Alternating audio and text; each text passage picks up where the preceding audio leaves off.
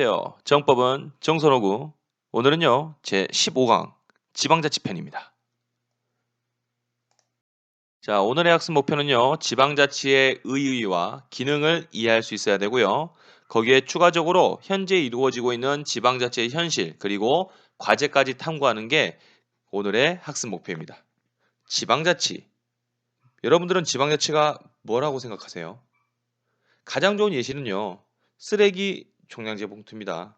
선생님이 살고 있는 광주광역시 서구 같은 경우는 쓰레기 종량제 봉투가 녹색이에요. 하지만 가까운 우리 학교가 있는 전남 화순 능주면 같은 경우는 쓰레기 봉투가 그렇죠. 분홍색이잖아요. 이런 쓰레기 종량제의 시행은요.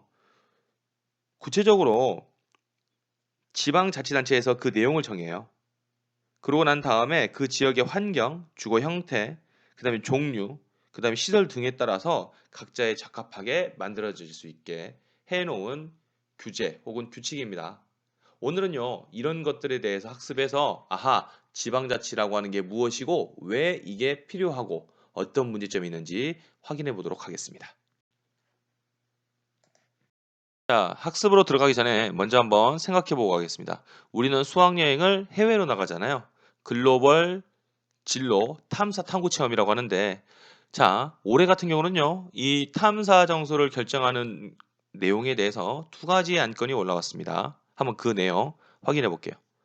2020학년도 능주고등학교 1학년 학생들은 글로벌 진로 탐구 탐사를 떠나게 됩니다. 그래서 1학년 선생님들이 그 탐사에 대해서 다소 특별한 방법으로 준비 중에 있는데요. 한 부분에서는 예, 일부는 학생들의 자율성을 존중해서 진로에 맞춰서 학생들을 팀별로 구성해서 떠나자. 즉 학급별로 가지 말자. 이런 이야기를 하고 있고요. 또 나머지 분들은요. 진행의 효율성을 위해서 일괄적으로 한 곳에서 모여서 반별로 이동하기를 바라는 분들이 있습니다. 자, 여러분들한테 한번 질문해 보겠습니다. 두 개 중에 뭐가 옳다고 생각하십니까? 선생님이 답을 한다면요. 만약에 자율적으로 본인의 진로에 맞게 결정해서 가는 방식은 학생들의 다양한 의견을 반영해서 당연히 만족도가 높아지겠죠. 근데 문제점은 그 자신의 진로에 맞게 팀을 구성하다 보면 여러 지역의 수학여행이 진행이 될 것이고 그에 따른 운영 주체 혹은 진로, 그 다음에 일자, 그리고 비용, 일정 조정 등 복잡한 절차가 굉장히 많아집니다. 그래서 업무의 효율성이 많이 떨어지겠죠.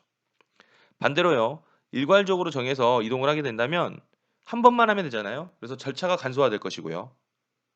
하지만 막상 그 진로 체험에 우리의 명칭은 글로벌 진로 탐사 탐구 체험이잖아요. 그의 명칭에 맞게 학생들의 진로에 맞춰서 가야 되는데 그런 것들이 적극적으로 반영되지 못했다는 부분에 또 단점이 이루어질 수 있겠죠. 자, 이 부분이 지방자치하고 어떤 연관이 있는가 봐요. 어떤 부분이 연관이 있는지 이제 본 학습으로 들어가 보겠습니다. 자, 여러분들 지방자치라고 하는 것은요. 스스로 자, 지방이라는 뜻은 알고 있을 거고요. 자치의 뜻은 스스로 자자에다가 다스릴 지자입니다. 쉽게 말해서 지방자치는요. 지방을 스스로 다스리는 거예요. 자, 1번 의미 보시면요. 일정한 지역의 주민들이 스스로 그렇죠. 개인적으로 다스릴 수가 없으니까 당연히 의회주의에 의거해서 민주정치에 의거해서 어떤 단체를 구성해야 되겠죠. 그 단체를 지방자치단체라고 합니다. 지자체를 구성해서 그 지역의 사무를 자율적으로 처리하는 제도를 지방자치라고 합니다. 그래서 지방자치 요소가 굉장히 중요한데요. 반드시 필요하게 되는 것은 그 지방자치를 할 수 있는 구역, 그 다음에 그 속에 살고 있는 주민, 그리고 실제로 발현되고 있는 자치권, 권한이 있어야 되겠죠. 그리고 마지막으로 그 자치권을 행사하는 단체가 있어야 됩니다. 이 단체를 지방자치단체, 줄여서 지자체라고 부릅니다. 왜 지자체를 뽑아야 되냐면 역시 마찬가지예요. 그 지역에 있는 사람들의 생각도 굉장히 분분하고 다양할 건데요. 그 사람들이 모든 의견을 들어주다 보면 이 지방자치의 뜻이 퇴색되거나 혹은 진행이 안 되는 경우가 많이 있습니다. 그래서 최대한의 그들의 자치권을 보장해서 다수가 원하는 방식으로 이행하기 위한 단체가 필요한데 그 단체를 지방자치단체라고 부릅니다. 자, 이 지방자치는요. 3번에 보시면 당연히 주민이 정책 결정에 직접 참여하는 겁니다. 근데 직접 참여하기 어렵기 때문에 지방자치단체를 구성하고 그에 따르는 장의나 혹은 그렇죠. 대리인들을 뽑게 되는 거겠죠. 그러기 위해서 필요한 부분은 당연히 주민의 정치의식과 책임의식이 굉장히 높아야 되는 부분이고요. 결국은 그 지역에 관련된 사무를 그 지역 사람들이 결정한다고 해서 풀뿌리 민주주의라고 부릅니다. 또요, 지방자치 같은 경우는 지방 정부에서 흔히 말하는 지방자치단체에서 자기 지역의 문제점을 보다 명확히 할 수 있잖아요. 중앙정부에서 결정해서 우리가 앞에서 배웠던 18개 부처에서 결정해서 의견을 내리는 것보다는 그 지역의 지방자치단체를 구성해서 움직이면 그 지역민들이 겪고 있는 아픔을 보다 더 빠르고 명확하게 알 수 있기 때문에 당연히 어떤 문제나 해결점에 대해서 전문성을 가지고 있게 될 것이고요. 효율성도 높아지겠죠. 이렇게 이루어지는 것을 행정학에서는 근거리 행정이라는 용어를 사용합니다. 또요, 지방자치단체가 어떤 정책을 시행할 때 지방 정부는 당연히 지방행政전문성을 통해서 실현을 하겠죠. 그래서 중앙정부에서 내려놓은 결정과 혹은 중앙정부에서 하라고 하는 집행 절차에 대해서 다시 한번 자기 지역과 맞는지 검토할 수 있게 되는데 이런 부분을 통해서 당연히 권력 분립의 효과도 나는 겁니다. 쉽게 말해서요, 중앙정부가 어떤 생각을 가지고 모든 것을 똑같이 하게 된다면 일종의 독재 형태로서 나타날 수가 있잖아요. 하지만 그 업무 전문화를 돼 있는 지방자치정부가 구성이 돼 있어요. 그렇다면 중앙정부에 대해서 자기 실정에 맞도록 비판적으로 이런 정책을 바꿔주십시오라고 요청할 수 있게 되는 부분이 있을 거고요. 그렇게 이루어지면서 자연스럽게 중앙부처가 모든 지방정부의 의견을 듣게 되는, 그러면서 서로 간에 상호 견제할 수 있게 되는 권력 분립의 효과가 발생할 수 있게 됩니다. 자, 여러분들 권력 분립의 효과 왜 필요한 겁니까? 그렇죠. 국민의 자유와 권리를 보장하기 위해서 필요한 거죠. 권한은 일종의 권력은 굉장히 큰 힘과 그렇죠. 강제성을 띱니다. 그 힘과 강제성이 국민 개개인의 자유와 권리를 침해할 수 있기 때문에 반드시 분립을 시켜 놓는데 그 목적이 있다는 걸 우리가 지난 시간에 배웠잖아요. 우리 지금 온라인 계약을 했어요. 현장 등교를 하는데 자꾸 코로나 바이러스의 확진자가 늘어나면서 자꾸 딜레이가 되고 있잖아요. 근데 그 결정을 교육부가 내리는 게 아닙니다. 교육부가 이제 협의회를 걸치는데요. 각 시, 각 도의 교육감님들하고 모여서 그 내용을 온라인을 통해서 회의를 한다고 선생님이 들었습니다. 자, 어떻게 결정이 되는 거냐? 중앙정부가 언제 계약하세요? 언제 계약하지 않으세요? 교육부의 결정에서 할 수도 있지만 각 지방자치단체에 있는 교육의 장들, 교육감들이라고 부르는데요. 그 교육감님들의 의견을 반영해서 각 지역별로 이게 과연 움직이는 것이 옳은지 이런 것들을 협의하는 권력 분립의 효과를 낼 수 있는 거죠. 이게 바로 무엇이 되는 겁니까? 그렇죠. 밑에 나와 있는 화살표대로 민주주의가 되고요. 당연히 근거리 행정을 하기 때문에 전문적이고요. 효율적이고요. 그리고 중앙 정부에서 또 다른 독재 형태로 이루어질 수 있는 것을 견제할 수 있는 권력 분립의 효과까지 나는 겁니다. 우리는 알고 있어요. 이 정도 내용만 통해도 지방자치 제도가 활성화돼야 된다는 것에 대해서는 이제 명확히 알고 있습니다. 자, 우리는 지방자치제도가 필요하다는 것을 알았어요. 그래서 그 힘을 발현하기 위해서는 단체가 필요하다는 것도 알았습니다. 그 단체 이름을 지방자치단체 줄여서 지자체라고 부르는데 이 지자체의 종류, 어떤 것들이 있는지에 대해서도 학습을 해야 우리가 더 명확하게 준비할 수 있겠죠. 지방자치단체의 종류는 크게 두 가지 방식으로 분류할 수 있습니다. 첫 번째는 그 지역 범위를 가지고 나누고요. 두 번째는 그 힘, 권한을 가지고 나눕니다. 쉽게 말해서 먼저 배워야 될 것은 지역 범위인데요. 어느 정도 지역을 다루느냐에 따라서 크게 두 가지 광역과 기초로 나눕니다. 광역이라고 하는 것은 우리가 알고 있는 강역단이라고 해서요. 특별시, 광역시, 그 다음에 자치시도 이 정도를 구분합니다. 우리는 지금 전라남도 화순군 능주면에 위치해 있죠, 학교가. 그래서 우리 학교 능주고등학교를 예로 들어서 말한다면 우리의 광역자치단체는 광역시도에 포함이 되는 전라남도가 되는 겁니다. 그래서 우리 능주고등학교가 소속해 있는 소재지에서의 광역자치단체장은 전라남도지사가 되는 거고요. 선생님은 광주광역시 서구에 살고 있는데요. 선생님 같은 경우 광역자치단체장은 광주광역시장님이 되시는 겁니다. 자, 두 번째는 기초자치단체입니다. 시, 군, 구라고 되어 있어요. 자치구라고 나와 있는데요. 우리 학교로 이야기하면 전라남도는 단체로서 제외가 됐으니까 그 다음에 화순군, 그렇죠. 시군구에 들어가 있죠. 화순군이 될 수 있고요. 선생님 같은 경우는 광주광역시 서구에 살고 있기 때문에 서구가 기초자치단체가 되는 거죠. 여러분들은 어디에 살고 계십니까? 여러분이 살고 있는 지역의 광역자치단체를 찾아보시고요. 그에 따르는 기초자치단체까지 구분해 보면 우리는 지역 범위에 따라서 지자체를 구분했다라고 이야기할 수 있는 겁니다. 두 번째는 허가받는 타인의 그렇죠. 권력 범위까지입니다. 권한이라고 하는데요. 이 권한에 따른 구분입니다. 자, 지방자치단체는요, 권한을 크게 두 가지로 봅니다. 첫 번째, 의사결정하는 기관하고요. 두 번째, 그 의사결정에 따라서 집행하는 기관으로 구분을 해요. 자, 지역 범위에 따라서는 전체 큰 지역으로 보는 광역단체와 광역단위와 그 다음에 내가 소속돼 있는 자치구로 보는 기초단체가 있었어요.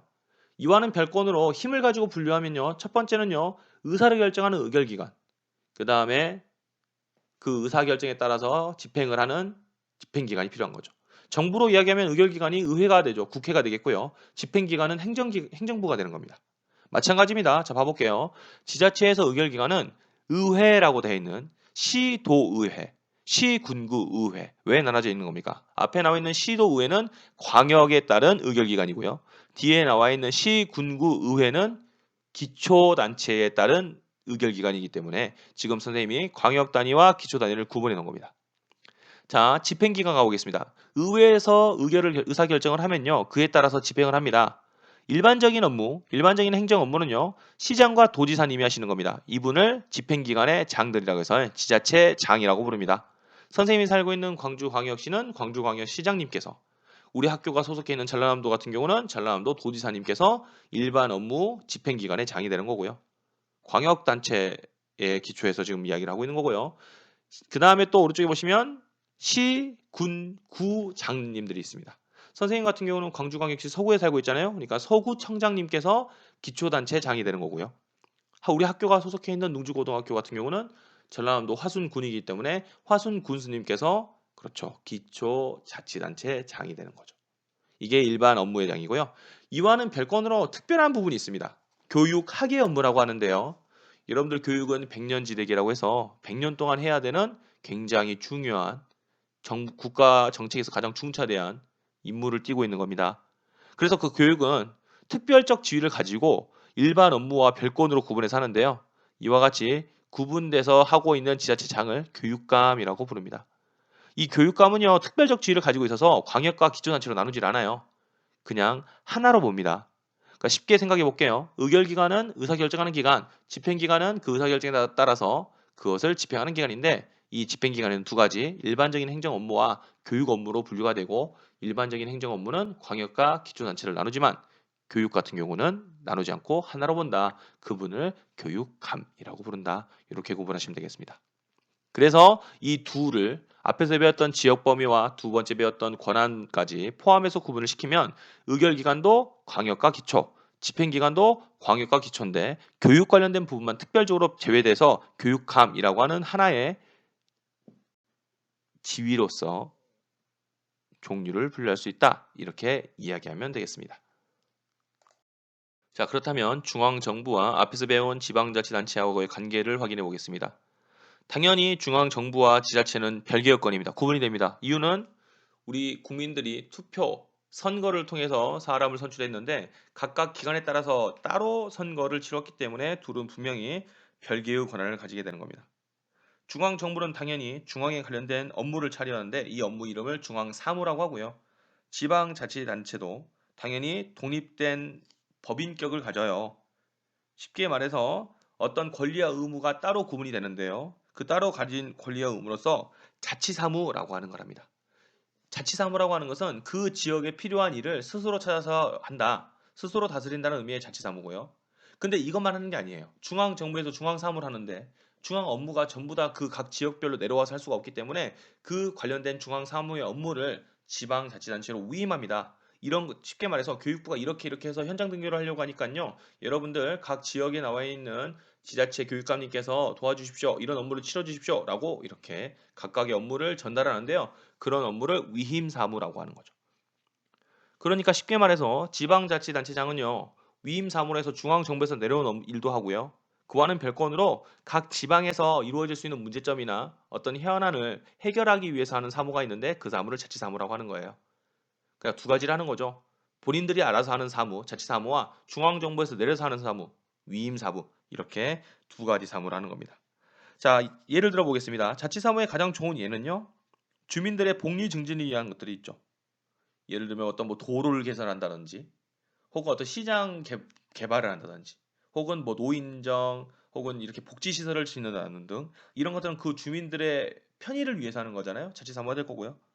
위임사무 같은 경우는 위에서 내려오는 거잖아요. 세금을 걷는 거, 국세 징수를 하거나 방금 말했던 현장 등교 일자 정하고 이런 것들은 위임사무라고 볼 수 있겠죠. 자, 그렇다면 이렇게 구분돼서 자치사무하고 위임사무를 어떻게 진행합니까? 누가요? 지자체가요. 그게 나와 있는 게 2번입니다. 지방정부의 권한 나와 있죠. 자, 지방의회는 의사결정하는 기관입니다. 자, 근데 이 사람들이 의회에서 우리는 알아요. 국회에서는 뭘 만듭니까?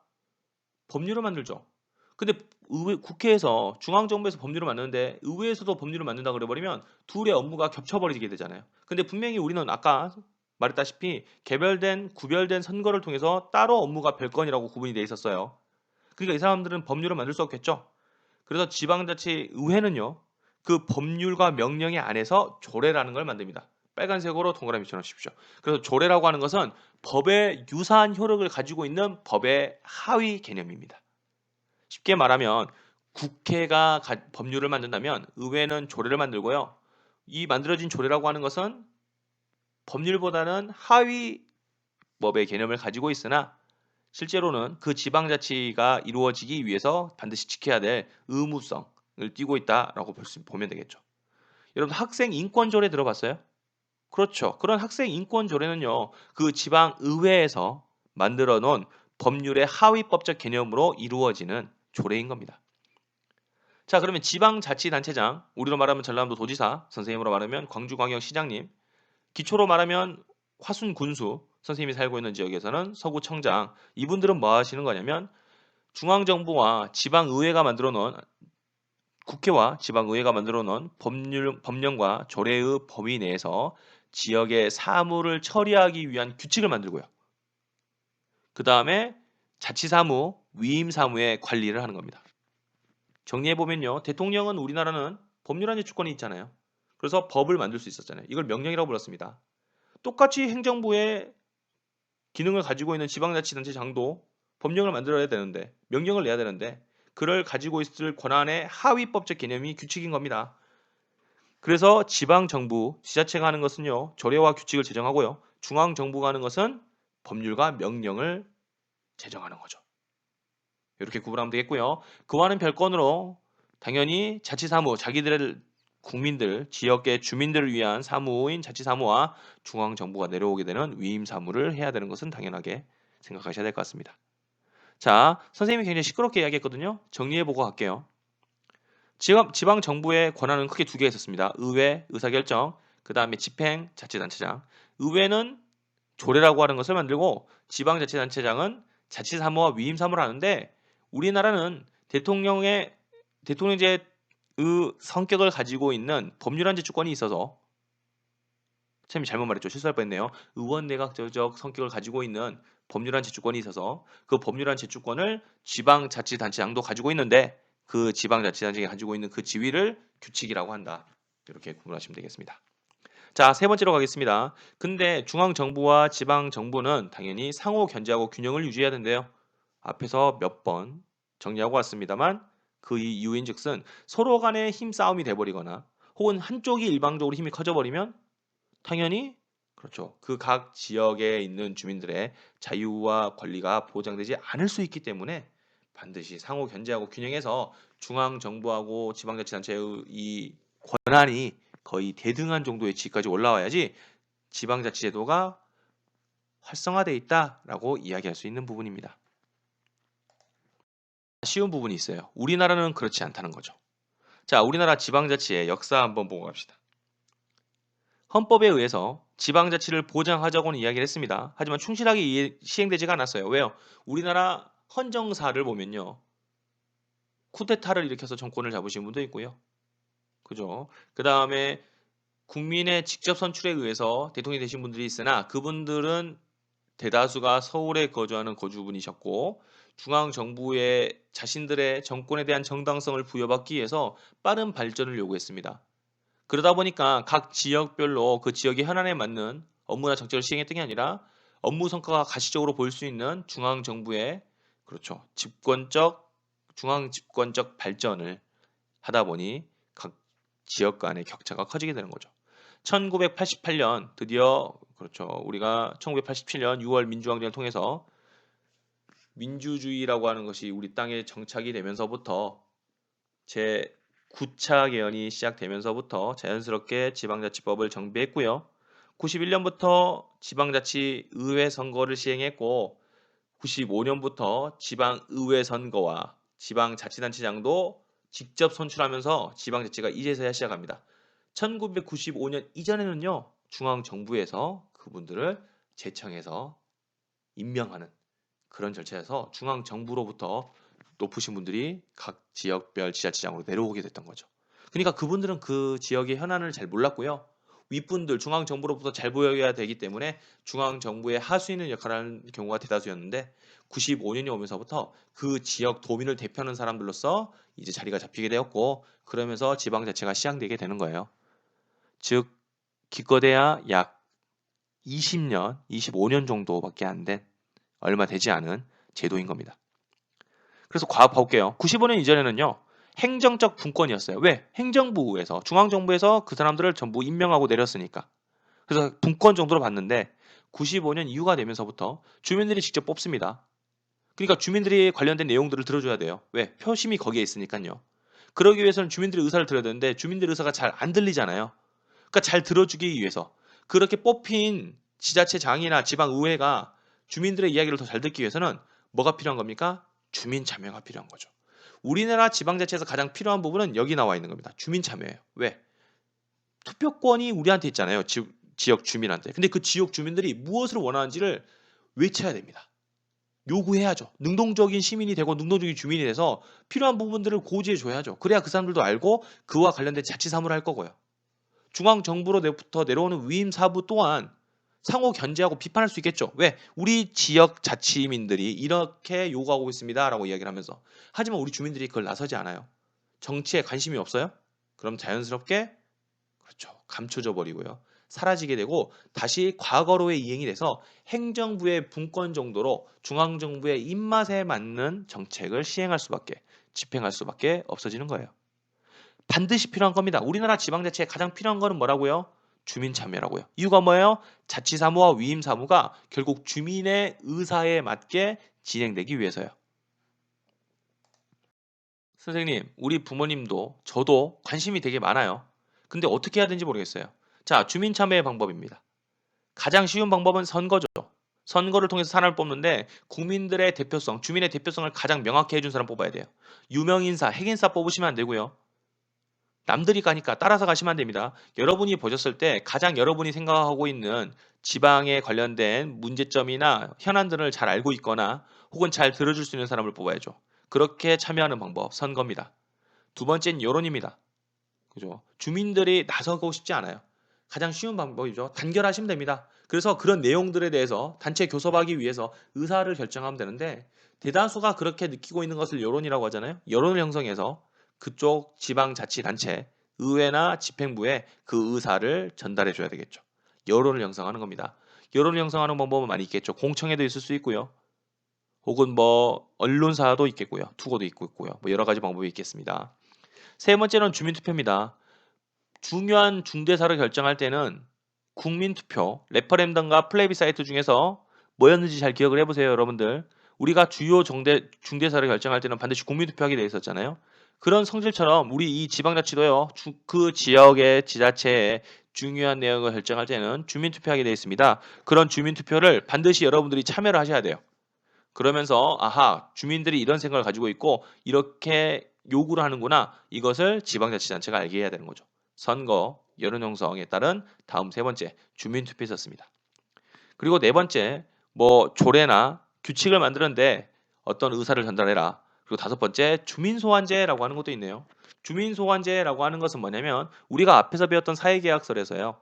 로크가 얘기했던 저항권이라는 게 있었잖아요. 그 저항권의 일종인데요. 우리가 주민을 비록 뽑았습니다마는 그 지방자치단체장이나 지방의회가 주민들의 생각과 반하는 행동을 하고 있어요.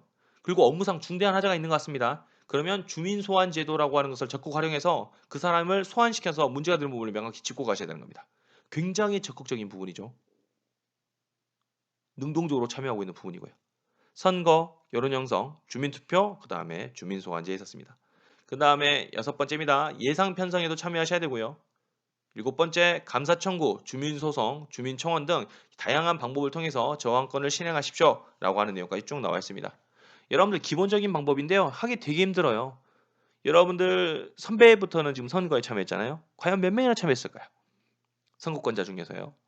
혹은 여러분들 주변에 가족들이나 사촌들 성인분들 중에서 모두가 다 선거에 참여했을까요?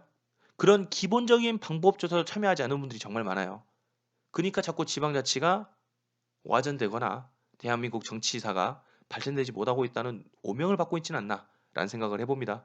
선거, 여러분들은 반드시 성인이 되고 선거권자가 되는 순간부터는 무조건 참여하셔야 되고요. 참여하지 못하는 현재는요. 여론을 형성하든지 혹은 그렇죠. 주민소환제 등의 방법을 통해서 어떤 정책이 올바른 방향으로 갈 수 있도록 도와야 되겠죠. 자, 그렇다면 선생님, 지금 이루어지고 있는 지방자치가 어떤 문제점을 가지고 있습니까? 지방자치의 문제점은 크게 첫 번째, 중앙정부하고 지방자치하고의 관계, 두 번째, 지방자치 내에서의 관계, 세 번째, 지방자치끼리의 관계의 문제가 있습니다. 첫 번째, 중앙정부와 지방정부하고의 문제점을 보겠습니다. 중앙정부의 권한이 지방정부에 비해서 훨씬 큽니다. 쉽게 말해서 중앙정부는 지방정부의 업무를 내려서 위임 사무라고 할 수 있지만 지방정부는 중앙정부의 어떤 업무를 전달할 수 있을 정도의 능력이 없어요. 청원 정도밖에 불가능합니다. 요청할 수밖에 없어요. 그 이유가 뭐냐? 이번에 나와 있는 것처럼 지방자치에 필요한 재정이 부족하기 때문이죠. 그래서 이 문제를 해결하기 위해서는 가장 필요한 부분이 지방 재정을 해결해야 되는데 그 지방 재정이 해결이 어렵다면 주민 참여가 확대돼서 주민들이 요구하고 있다. 그래서 이렇게 다수가 요구하고 있으니까 해주십시오라고 하는 방식으로 가야 될 수밖에 없겠죠. 대표적인 문제점 중앙정부하고 지방정부하고 문제점 제1번은요. 권한의 차이가 크다. 중앙정부가 압도적으로 크다라고 하는 게 문제고요. 두 번째, 그럼 지방정부 내에서는 어떤 문제가 이루어지고 있습니까? 의회와 자치단체 장 간의 대립이 일어납니다. 주민들을 위해서, 주민의 현안을 위해서 해결해야 될 지방자치가 의회와 자치장의 권한 싸움으로요.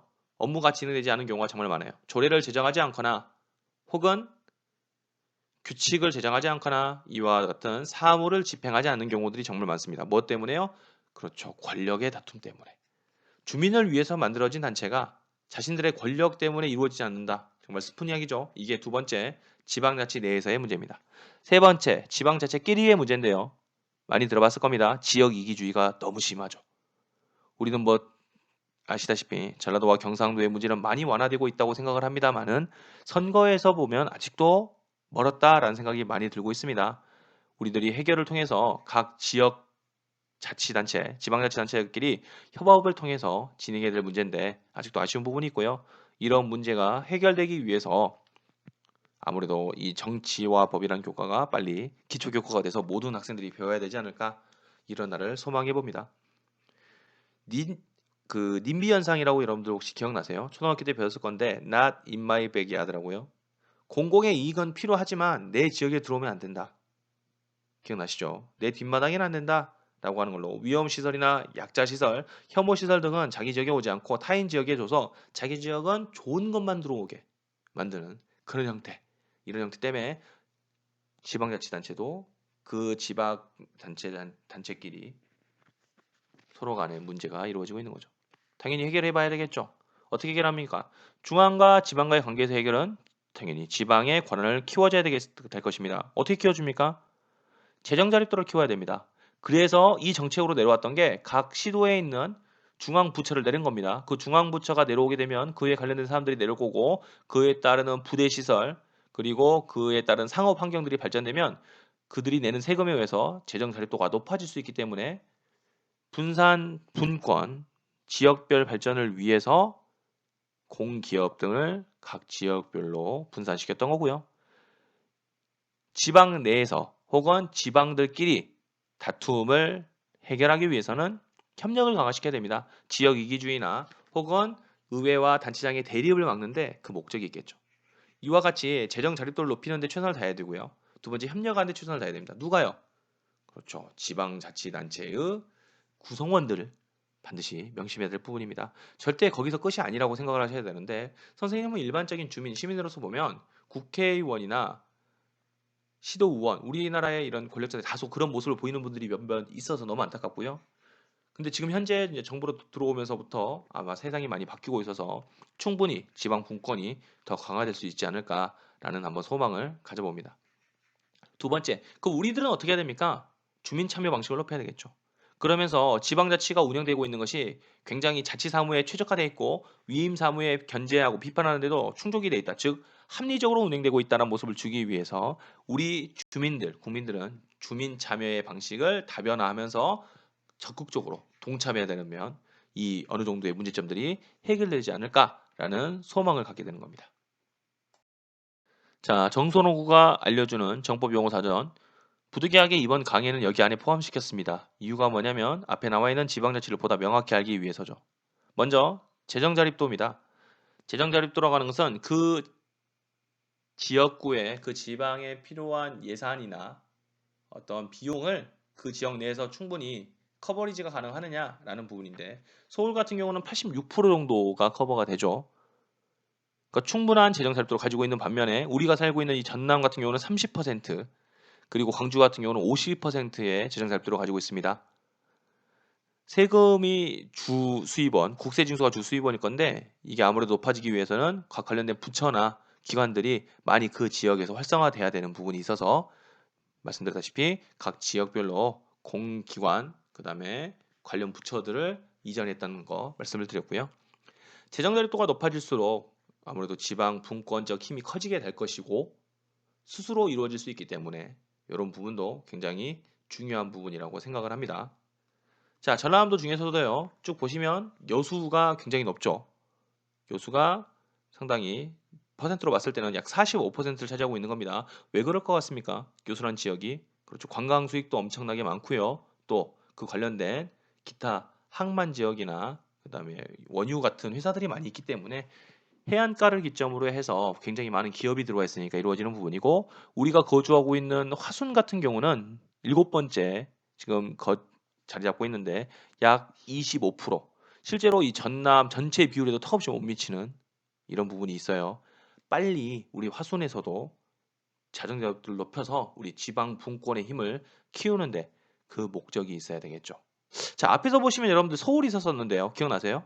서울도 지방이에요. 많은 사람들이 오해를 하고 있는데 오개념입니다. 서울도 지방이고 이 서울, 광주, 전남, 부산, 전북, 경남, 제주까지 전 지역이 다 합쳐져 있을 때 대한민국이라는 이름으로 움직이는 것이 중앙정부입니다. 명심하셔야 되는 부분, 특별시인 서울도 지방이라는 점 꼭 인지하고 가면 좋겠습니다. 자, 오늘 우리는 지방자치에 대해서 배웠어요. 지방자치가 필요하다는 것도 확실히 알았고요. 현재 우리나라의 현실과 문제점, 해결 방안까지도 봤습니다. 그래서 해결 방안을 위해서 어떻게 움직여야 되고 우리 주민들도 어떻게 움직여야 해야 되는 것까지 완벽하게 확인을 했는데 자, 공식 질문 한번 드려볼게요. 내 주변, 가정이 될 수도 있고요. 학교일 수도 있고요. 아니면 여러분이 살고 있는 지역구가 될 수도 있습니다. 그 각 지역들 중에서 이루어지고 있는 지방자치제 제도는 뭐가 있는지 한번 확인해 봤으면 좋겠어요. 검색해 보셔도 되고요. 우리 가정만 하고 있는 특이한 게 있거나 우리 학교만 이루어지고 있는 특이한 지방자치제도가 있거나 혹은 지역에서 이루어지고 있는 지방자치가 있으면 이거를 검색하고 자료를 수집해서 분석한 후 과제로 제출해 주는 건데요. 우리는 이제 앞에서 배웠죠. 그냥 아무렇게나 쓰시면 안 돼요. 두 가지가 있습니다. 첫 번째 뭐에 따라서요? 의회 결정, 의사결정이 있었고요. 집행할 수 있었고 집행할 때는 자치사무와 위임사무가 있었습니다. 이런 부분들까지 구분해서 작성해 주셔야 되는 거예요. 배웠으면 그 배운 개념을 바로 적용해 줄 줄 아는 것도 학습의 기본이라고 저는 생각해 봅니다.